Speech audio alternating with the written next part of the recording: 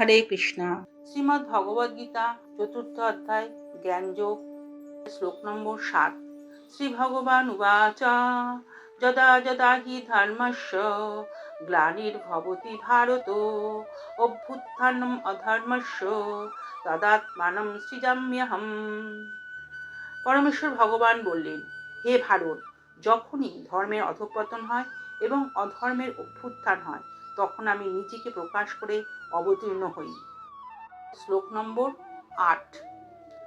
শ্রী ভগবান উবাচ পরিত্রাণায় সাধূনাং বিনাশায় চ দুষ্কৃতম ধর্ম সংস্থাপনার্থায় সম্ভবামি যুগে যুগে।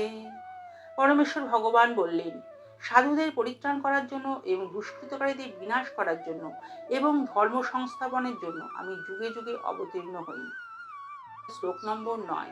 শ্রী ভগবান উবাচ জন্ম কর্ম চ মে দিব্যম এবং চ ব্যক্তি তত্ত্বতঃ ত্যক্ত্বা দেহং পুনর্জন্ম নৈতি মামেতি স অর্জুন।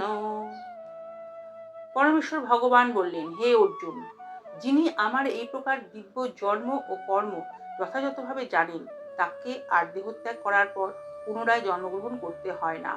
তিনি আমার নিত্য ধাম লাভ করেন। Thanks for watching. Please subscribe our channel. Please Lotus Feet. Hare Krishna.